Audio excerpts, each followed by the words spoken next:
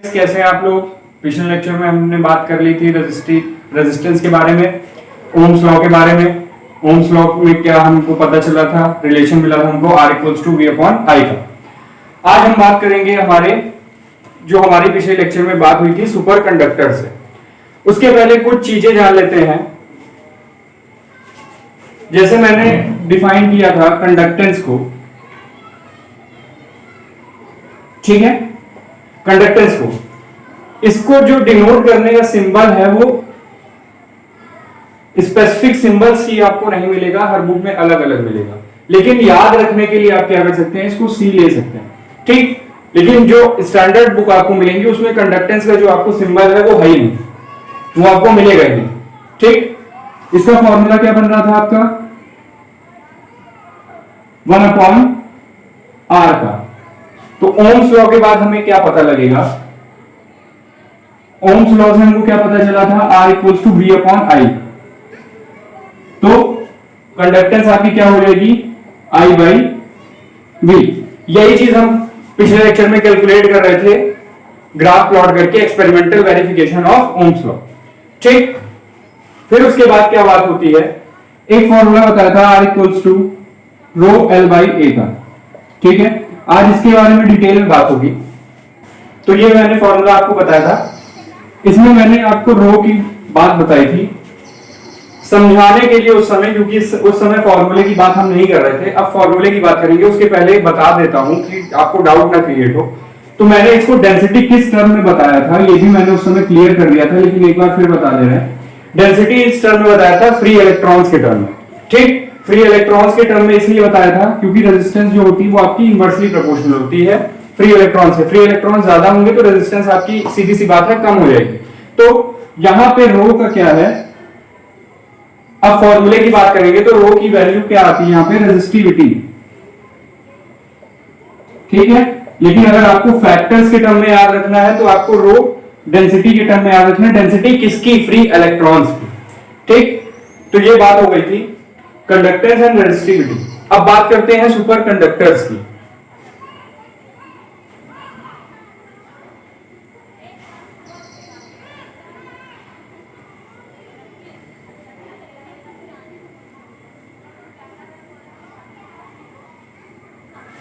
Super conductors,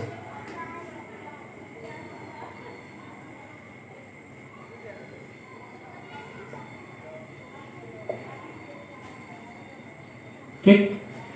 super conductors का क्या मतलब क्या है, सुपर कंडक्टर्स जो होते हैं इनकी रेजिस्टिविटी लगभग जीरो होती है। कब, क्योंकि रेजिस्टेंस का सारा जो डिपेंडेंसी होती है ज्यादातर वो आपकी टेम्परेचर पे होती है, ठीक। तो जब टेम्परेचर हम घटाते हैं तो क्या होने लगती है, रेजिस्टेंस खत्म होने लगती है और लगभग 0 डिग्री सेल्सियस के आसपास, यानी 273 केल्विन, ठीक, रेजिस्टेंस आपकी 0 हो जाती है, ठीक। लेकिन कुछ स्पेसिफिक मटेरियल होते हैं, केवल उन्हीं की केस की बात होगी। तो होता क्या है इसमें, तो सुपर कंडक्टर्स में होता है आपकी उनकी कुछ ऐसी प्रॉपर्टीज होती हैं जिसकी वजह से टेम्परेचर घटाने पे, जिनकी डिपेंडेंसी टेम्परेचर पे नहीं होती, तो टेम्परेचर जब आप घटाएंगे तो सीधा इफेक्ट आपका किस पे पड़ेगा, रेजिस्टेंस पे पड़ेगा। तो रेजिस्टेंस पे पड़ने लगता है, टेम्परेचर इंक्रीज करते हैं तो इंक्रीज हो रही है, डिक्रीज करेंगे तो डिक्रीज होगी, तो डिक्रीज होने लगती है।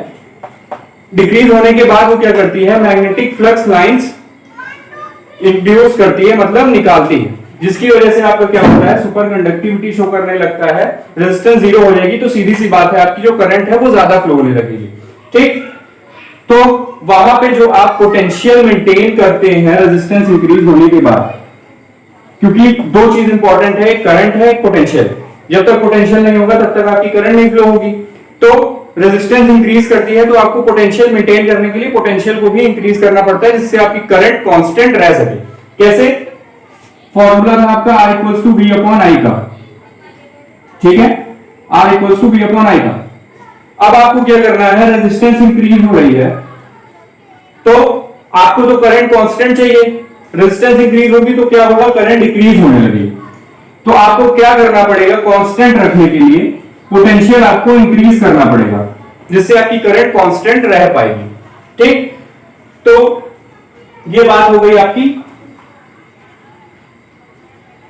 इस तरह आप क्या करते हैं, तो इसमें क्या है, सुपर कंडक्टर में पोटेंशियल आपको मेंटेन नहीं रखना पड़ेगा, करंट क्या हो जाएगी, कांस्टेंट हो जाएगी, टेम्परेचर डिक्रीज होने पे रेजिस्टेंस आपका जीरो हो जाएगा। कुछ मटेरियल्स की बात करें, जैसे आपके होते हैं मरकरी। मरकरी जो होती है आपकी, वो लगभग 4.2 केल्विन के आसपास सुपर कंडक्टिविटी शो करता है। इसी तरह कुछ और मटेरियल्स भी होते हैं आपके। तो ये बात हो गई आपकी सुपर कंडक्टिविटी। अब आते हैं हम आपके फॉर्मूले पे, जो है आपका स्पेसिफिक रेजिस्टेंस। ठीक, स्पेसिफिक रेजिस्टेंस, उसके पहले हम डिफाइन कर लेते हैं रेजिस्टेंस का फॉर्मूला। तो फैक्टर्स आपके पता है रेजिस्टेंस के कौन कौन से होते हैं। पहला होता है आपका लेंथ। ठीक, लेंथ बढ़ती है रेजिस्टेंस बढ़ता है, मतलब रिलेशन कैसा है, डायरेक्ट का रिलेशन है।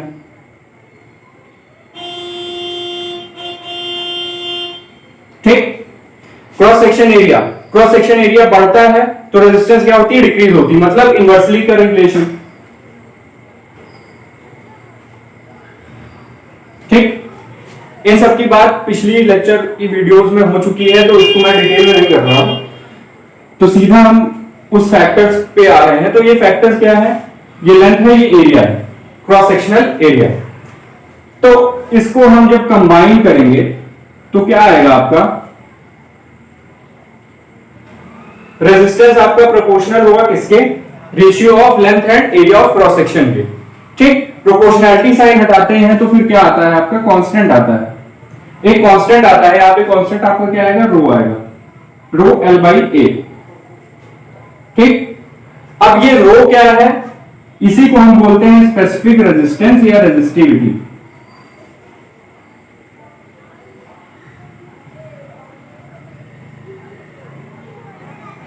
ठीक, दोनों नाम है इसी के।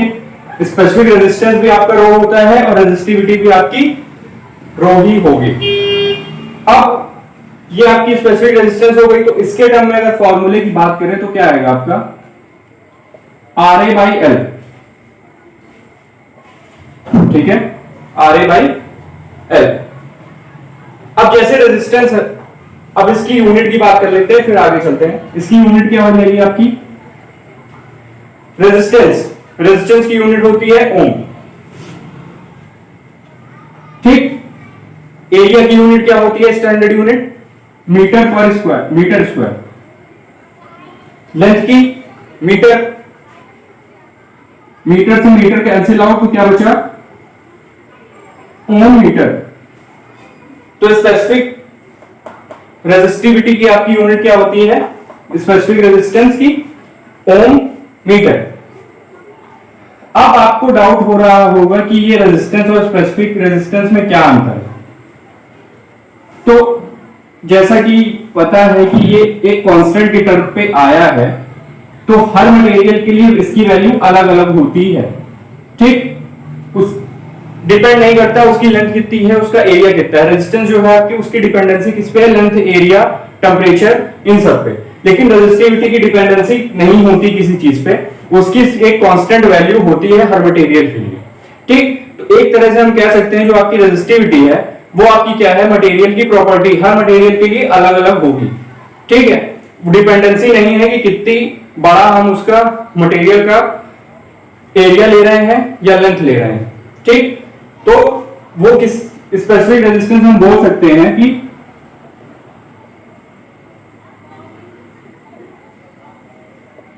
आपका यूनिट एरिया के लिए डिफाइन होता है, वो हर पूरी जितना भी बड़ा आप मटेरियल लेंगे उसके लिए स्पेसिफिक रेजिस्टेंस क्या हो जाएगी, कांस्टेंट। ठीक, और आपकी जो रेजिस्टेंस होती है यानी कि आर, वो क्या होता है आपका, फेनोमेना होता है। ठीक, फेनोमेना की डिपेंडेंसी होती है, इसकी डिपेंडेंसी किस पे है, टेम्परेचर पे। ठीक, लेंथ बढ़ेगी तो इफेक्ट होगा, एरिया बढ़ेगा तो इफेक्ट होगा, टेम्परेचर बढ़ेगा तो इफेक्ट होगा, और नेचर भी इफेक्ट करता है इसको। अब इन दोनों में डिफरेंस क्या है। ठीक, तो स्पेसिफिक रेजिस्टेंस आपकी क्या होती है, it is a property of a material which offers या जिसको हम मेजर करते हैं हर मटेरियल के लिए। ठीक, क्यों, हमने फॉर्मूला भी डिफाइन कर लिया है। दूसरा डिफरेंस क्या है आपका यूनिट का, इसकी क्या होती है ओम मीटर, इसका क्या है ओम। ठीक, अब आगे आते हैं स्पेसिफिक रेजिस्टेंस के बाद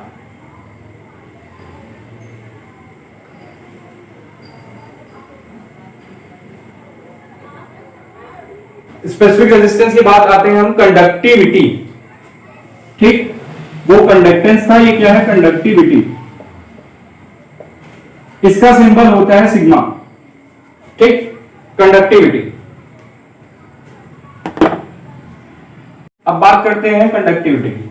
कंडक्टिविटी ये किसके इनवर्सली प्रोपोर्शनल होगी, जैसे आपकी कंडक्टेंस थी वो रेजिस्टेंस के इनवर्सली प्रोपोर्शनल थी, तो यहां पे कंडक्टिविटी किसके इनवर्सली प्रोपोर्शनल होगी आपकी स्पेसिफिक रेजिस्टेंस की। ठीक, स्पेसिफिक रेजिस्टेंस के, ये चीज आपको थोड़ा दिमाग में रखनी है कंडक्टेंस और कंडक्टिविटी में। ठीक, जल्दी जल्दी में गलती क्या होती है, कंडक्टिविटी में हम 1/r लिख देते हैं और कंडक्टेंस में हम क्या लिख देते हैं 1/ρ। ठीक, तो यहां पे आपका क्या फॉर्मूला बनेगा इसका 1/RA/L, तो क्या होगा RL/RA। ठीक, तो ये बात आपकी हो गई कंडक्टिविटी। इसकी यूनिट की बात करेंगे तो क्या हो जाएगी metre upon ohm metre square.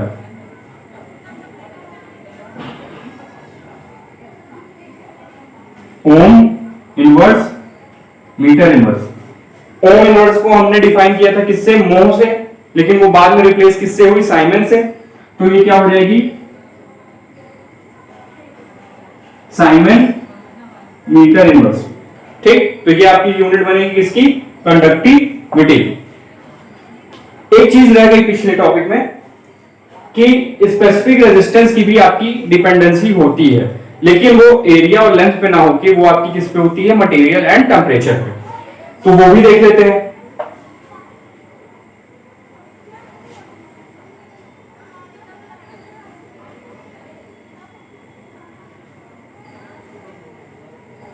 Material and temperature.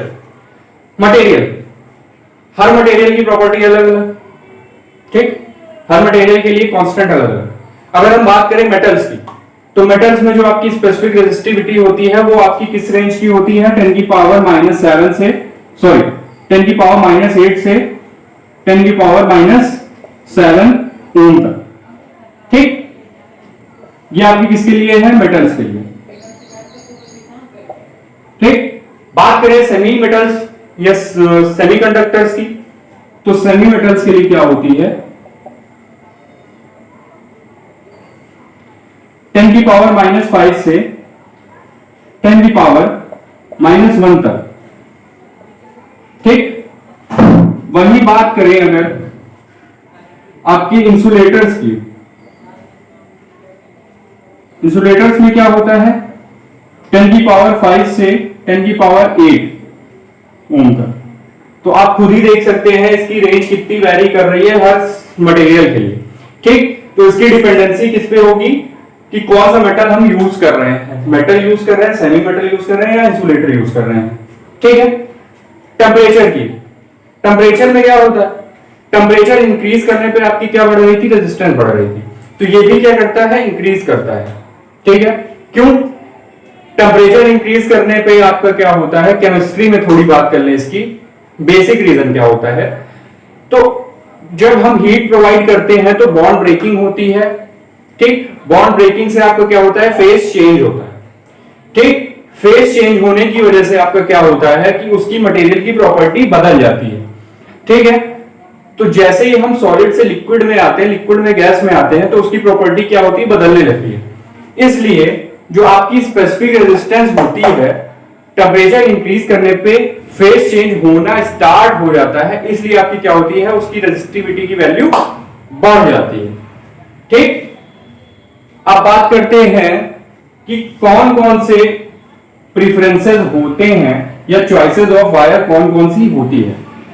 तो चॉइसेस की बात करें तो चॉइसेस की बात ही तब आती है कि जिस हिसाब से हमारी नीड होगी उस हिसाब से हम वो मेटल या मटेरियल ऑप्ट करेंगे। अगर हम बात करें नॉर्मल वायर की जो आपके घर में लगा होता है, उसमें हमें क्या चाहिए, लो रेजिस्टेंस चाहिए, यानी हमें ज्यादा करंट फ्लो करानी रहती है।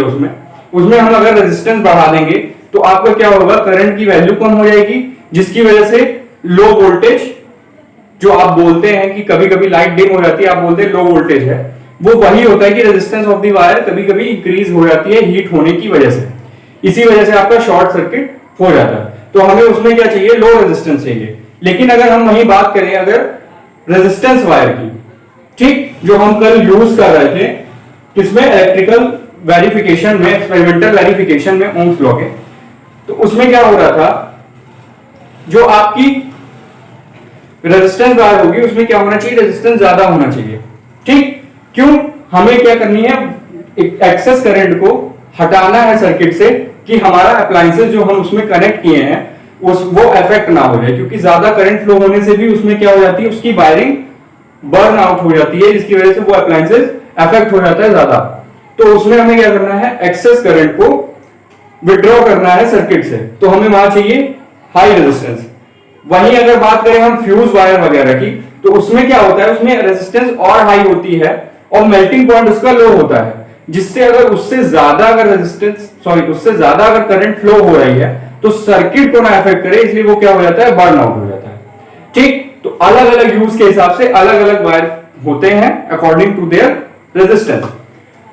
अब अगर बात करें, इतनी बात हो गई, तो अब सिस्टमैटिक बात कर लेते हैं metals, semi metal, super conductor and जो आपके अलग अलग कॉम्पोजिशन होते हैं। तो मेटल्स में क्या होता है, आपकी रेजिस्टेंस की वैल्यू कम होती है, मतलब उसकी अगर टेम्परेचर इंक्रीज करेंगे तो क्या होगा, मेटल्स में, ठीक, इसका रेजिस्टेंस कम होता है, तो टेम्परेचर अगर इंक्रीज करेंगे तो रेजिस्टेंस क्या हो रही होगी, इंक्रीज हो रही होगी। ठीक है, फिर अगर बात करें सेमी मेटल्स की, ठीक, सेमी मेटल्स या सेमी कंडक्टर्स,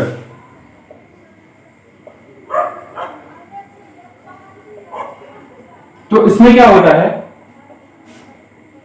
इनिशियल तो रेजिस्टेंस हाई होती है, क्यों, इसमें जो होता है आपका नॉन मेटेलिक कैरेक्टर थोड़ा सा ज्यादा होता है as compared to metal, resistance high होती है, लेकिन क्या होता है, रेजिस्टेंस डिक्रीज करती है टेम्परेचर इंक्रीज करने पे। ठीक है, नॉन मेटल्स में क्या होता है, नॉन मेटल्स में क्या होता है, आपकी इनिशियल जो रेजिस्टेंस होती है वो बहुत ज्यादा हाई होती है, ठीक, और टेम्परेचर तो इस पे खास इफेक्ट होता नहीं है। ठीक, लेकिन थोड़ी अगर कुछ ऑब्जर्वेशन के हिसाब से अगर बात करें तो क्या होता है, रेजिस्टेंस इसका हल्का सा डिक्रीज करता है टेम्परेचर ज्यादा डिक्रीज करने पे। ठीक, एक स्पेशल टाइप के होते हैं जो इन दोनों को मिला के बनाए जाते हैं, जिसे हम बोलते हैं एलॉयज। ठीक,